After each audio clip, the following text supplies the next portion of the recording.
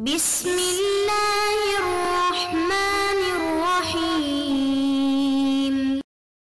بسم الله الرحمن الرحيم. الحمد لله رب العالمين والعاقبة للمتقين والصلاة والسلام على أشرف الخلق والمرسلين وعلى آله وأصحابه وأتباعه أجمعين، أما بعد. عزیز طلبہ، آج کتاب الہدایہ جز 40 کا سبق نمبر 291 ہے، اور اس سبق میں بھی ہم انشاءاللہ الاختلاف فی تلقی الملک من واحد بسببین مختلفین کے متعلق بات کریں گے.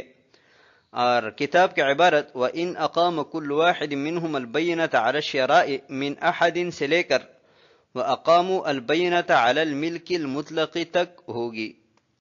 آتے ہیں سبق کے متعلق اصول کی طرف. تو اصل نمبر 1، الملک لا يتلقى الا من المالک، کہ ملک صرف اور صرف مالک ہی سے حاصل کیا جا سکتا ہے، غیر مالک سے حصول ملک ممکن نہیں ہے.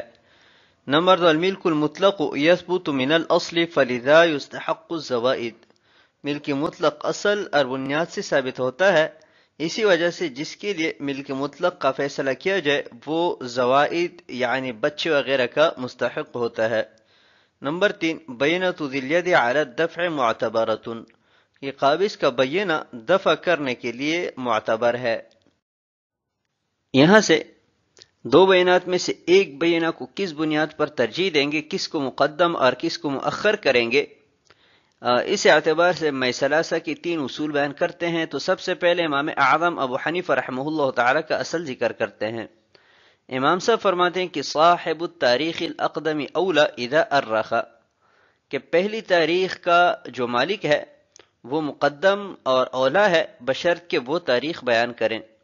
وَإِلَّا يُقَدَّمُ الْخَارِجُ عَلَى ذِي الْيَدِ، اور اگر اسبقیت بالتاریخ نہ ہو تو غیر قابض کو قابض پر مقدم کیا جائے گا. وَإِلَّا فَيُنَصَّفْ وَلَا عِبْرَةَ بِالْإِنْفِرَادِ بِالتَّارِيخ، اور اگر ترجیح کی وجہ بھی موجود نہ ہو تو اس صورت میں دونوں کے مابین نصف نصف کا فیصلہ ہوگا اور انفراد بالتاریخ کا کوئی اعتبار نہیں کیا جائے گا. اصل نمبر 2، اصل ابی یوسف رحمہ اللہ تعالی، دوسرا اصل قاضی ابو یوسف رحمہ اللہ تعالی کا ہے. وہ فرماتے ہیں کہ صاحب التاریخ الاقدم اولا اذا ارخ، کہ پہلی تاریخ کا جو مالک ہے وہ مقدم اور اولا ہے بشرط کہ وہ تاریخ بیان کریں. ثم الواقت اولا من التاریخ، اس کے بعد جو وقت بیان کرتا ہے وہ اولا ہے اس سے کہ جو وقت کے تذکروں کو چھوڑ دیں. وَإِلَّا فَيُقَدَّمُ الْخَارِجُ عَلَى ذِي الْيَدِ، وگرنہ غیر قابض کو قابض پر مقدم کیا جائے گا. اور اگر ترجیح کی یہ وجہ بھی نہ ہو وَإِلَّا فَهُمَا سَوَا، تو دونوں برابر تصور ہوں گے اور دونوں کے مابین نصف نصف کا فیصلہ کیا جائے گا. نمبر 3، اصل محمد رحمہ اللہ تعالی، امام محمد رحمہ اللہ تعالی فرماتے ہیں کہ الخارج یقدم علی ذی الید، کہ غیر قابض کو قابض پر مقدم کیا جائے گا. ولا عبرۃ بالتاریخ، اور تاریخ کا کوئی اعتبار نہیں ہے، لا بسبقہ ولا بالانفراد بالتاریخ، نہ تو اسبقیت کے اعتبار سے اور نہ ہی انفراد بالتاریخ کے اعتبار سے، بلکہ سرے سے تاریخ کا کوئی اعتبار ہی نہیں ہے. ویقدم الخارج علی الخارج بترک التاریخ، ہاں غیر قابض کو غیر قابض پر مقدم کیا جائے گا تاریخ چھوڑنے پر. وَإِلَّا فَهُمَا سَوَا فَيُنَصَّفْ، اور اگر وجوہ ترجیح میں سے ذکر کردہ وجوہ میں سے کوئی نہیں ہے تو دونوں برابر تصور ہوں گے اور نصف نصف کا فیصلہ کیا جائے گا. آتے ہیں سبق کے متعلق فصول کی طرف. تو جن سے الاختلاف فی تلقی الملک من واحد بسببین مختلفین، اس جنس کو یہاں پر 2 فصول میں تقسیم کیا ہے اور ہر فصل کی ذیلی 3 شاخیں ہیں.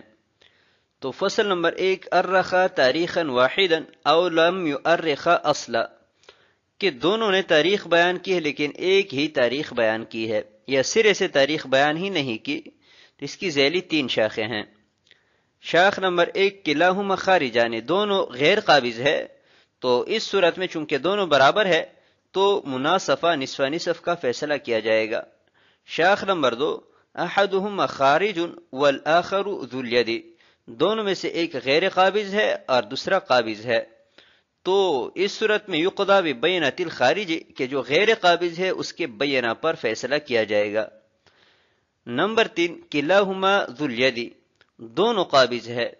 تو بھی چونکہ دونوں برابر ہے اس وجہ سے دونوں کے مابین نصف نصف کا فیصلہ کیا جائے گا۔ فصل نمبر 2، ارخ واحدہما اسبق، دونوں نے تاریخ بیان کی اور دونوں میں سے ایک اسبق بالتاریخ ہے، اس نے پہلی تاریخ بیان کی ہے، تو اس کی بھی ذیلی 3 شاخیں ہیں۔ شاخ نمبر 1، کلاہما خارجان، دونوں غیر قابض ہے، تو اس صورت میں یقضی باسبق الطریقین، کہ دونوں تاریخ میں سے جو پہلی تاریخ ہے اس پر فیصلہ کیا جائے گا۔ نمبر 2، احدہما خارج والآخر ذو الید، دونوں میں سے ایک قابض ہے اور ایک غیر قابض ہے، تو اس صورت میں اختلاف ہے شیخین اور امام محمد رحمہ اللہ تعالی کے مابین، جس پر انشاءاللہ ہم عبارت میں بات کریں گے۔ شاخ نمبر 3، کلاہما ذو الید، دونوں قابض ہے، تو اس صورت میں جس کی تاریخ پہلے ہے اس کے حق میں شیخین کے نزدیک فیصلہ ہوگا اور امام محمد رحمہ اللہ تعالی کے ہاں نصف نصف کا فیصلہ کیا جائے گا۔ آتے ہیں کتاب کی عبارت کی طرف۔ قال وَإِنْ أَقَامَ كُلُّ وَاحِدٍ مِّنْهُمَا الْبَيِّنَةَ عَلَى الشِّرَاءِ مِنْ آخَرَ، اور اگر دونوں میں سے ہر ایک نے دوسرے سے خریداری پر بینہ قائم کیا، وَذَكَرَا تَارِيخًا، اور دونوں نے تاریخ ذکر کی، فَهُمَا سَوَاءٌ، تو دونوں برابر ہے، لِأَنَّهُمَا يُثْبِتَانِ الْمِلْكَ لِبَائِعَيْهِمَا، اس لیے کہ دونوں اپنے فروخت کرنے والے کے لیے ملکیت ثابت کرتے ہیں۔ فَيَصِيرُ كَأَنَّهُمَا حَضَرَ، تو ایسا ہوا جیسا کہ وہ دونوں حاضر ہے۔ ثم يخير كل واحد منهما كما ذكرنا من قبل، پھر دونوں میں سے ہر ایک کو اختیار دیا جائے گا جیسا کہ ہم نے پہلے بیان کیا۔ قال ولو وقتت احدى البينتين وقتا ولم توقت الاخرى، اور اگر دونوں بینات میں سے ایک بینہ نے وقت متعین کیا دوسرے نے متعین نہیں کیا، تو دونوں کے مابین نصف نصف کا فیصلہ کیا جائے گا۔ لأن توقیت احداهما لا يدل على تقدم الملک، اس لیے کہ دونوں میں سے ایک بینہ کا وقت بیان کرنا تقدم ملک پر دلالت نہیں کرتا۔ لجواز ان یکون الآخر اقدم، کیونکہ ممکن ہے کہ دوسری ملکیت اس سے پہلے ہو۔ بخلاف ما اذا كان البائع واحدا، برخلاف اس صورت کے کہ جب بائع ایک ہو، لأنهما اتفقا على ان الملك لا يتلقى الا من جهته، اس لیے کہ دونوں اس بات پر متفق ہے کہ ملکیت صرف اسی کی جانب سے حاصل کی جا سکتی ہے۔ فَإِذَا أَثْبَتَ أَحَدُهُمَا تَارِيخًا يُحْكَمُ بِهِ، پس جب دونوں میں سے ایک نے تاریخ ثابت کی تو اس پر فیصلہ کیا جائے گا، حَتَّى يُتَبَيَّنَ أَنَّهُ تَقَدَّمَهُ شِرَاءُ غَيْرِهِ، یہاں تک کہ واضح ہو جائے کہ دوسری کی خریداری اس سے پہلے ہے۔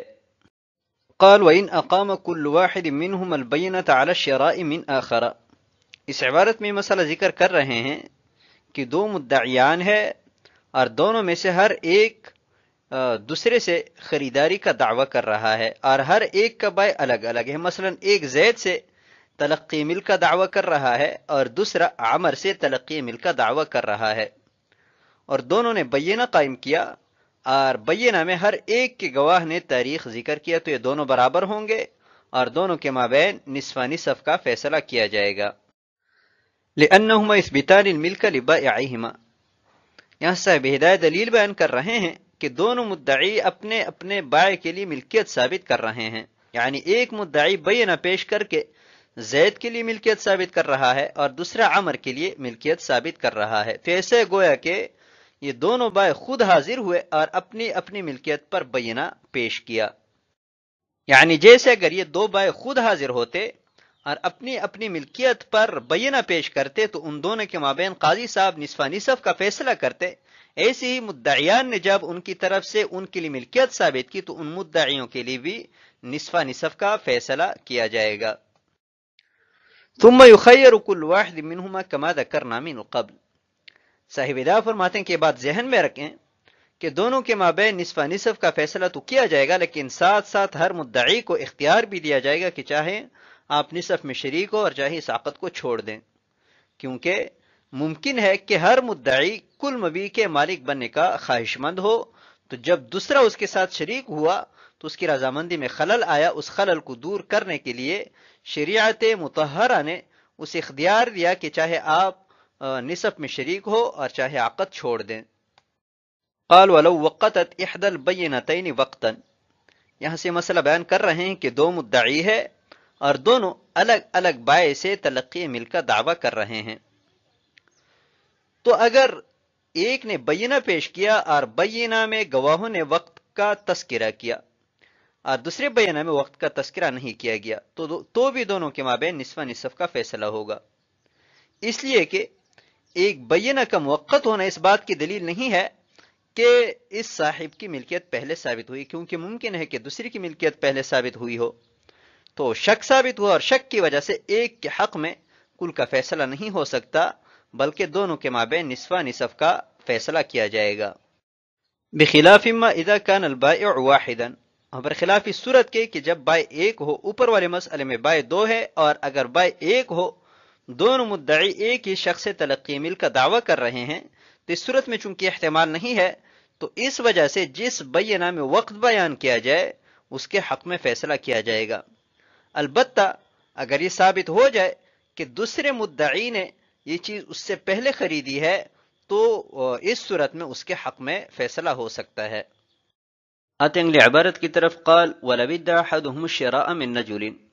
اور اگر مدعیوں میں سے ایک نے کسی آدمی سے خریداری کا دعویٰ کیا، وَالْآخَرُ الْهِبَةَ وَالْقَبْضَ مِنْ غَيْرِهِ، اور دوسرے نے ہیبہ مع القبض کا اس کے غیر سے دعویٰ کیا، وَالثَّالِثُ الْمِيرَاثَ مِنْ أَبِيهِ، اور تیسرے نے اپنے باپ سے میراث پانے کا دعویٰ کیا، وَالرَّابِعُ الصَّدَقَةَ وَالْقَبْضَ مِنْ آخَرَ، اور چوتھے نے اس کے غیر سے صدقہ مع القبض کا دعویٰ کیا،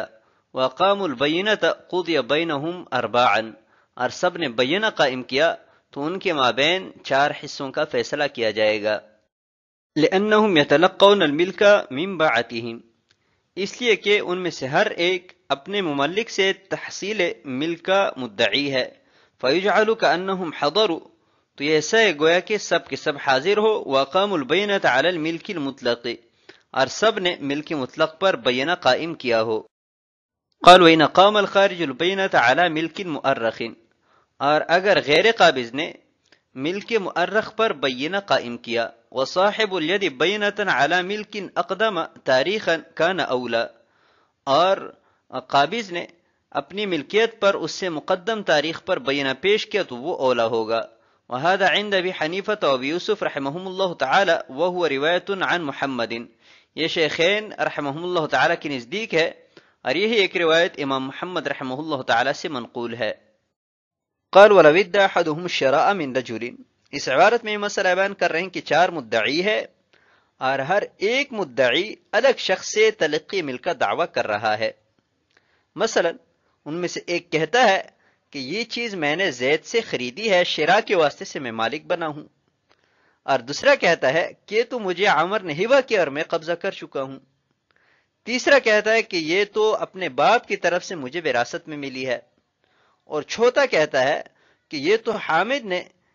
مجھ پر صدقہ کی ہے اور میں قبضہ کر چکا ہوں۔ ان میں سے ہر ایک نے اپنے مدعا پر بینہ پیش کیا تو قاضی صاحب چاروں کے مابین اس مبی کے 4 حصے کر کے فیصلہ کر لیں گے، ہر ایک کو ایک ایک حصہ دے دیا جائے گا، یعنی 1/4 ہر ایک کو ملے گا۔ لِأَنَّهُمْ يَتَلَقَّوْنَ الْمِلْكَ مِنْ بَعَتِهِمْ، یہاں سے صاحب ہدایہ دلیل ذکر کر رہے ہیں کہ 4 مدعی ہے اور چاروں میں سے ہر ایک مدعی الگ سے مملک سے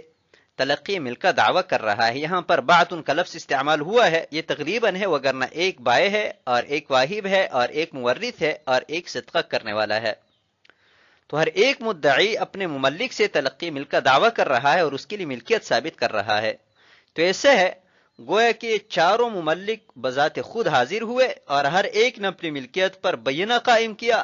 تو قاضی صاحب نے ان کے مابین 1/4 کا فیصلہ کیا کہ ہر ایک کو 1/4 ملے گا۔ تو جیسے وہ خود حاضر ہوتے بینہ کی بنیاد پر قاضی صاحب ان کے حق میں 1/4 کا فیصلہ کرتے، تو ایسی ہی جب مدعیان نے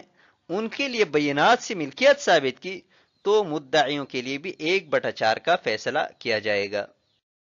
قال وَإِنْ أَقَامَ الْخَارِجُ الْبَيِّنَةَ عَلَى مِلْكٍ مُؤَرَّخٍ، اس عبارت سے چونکہ درس طویل ہو جائے گا اس لیے آنے والے سبق میں اس پر بات کریں گے، تو آج کے سبق کو ہم اسی پر ختم کرتے ہیں۔ والسلام علیکم ورحمۃ اللہ وبرکاتہ۔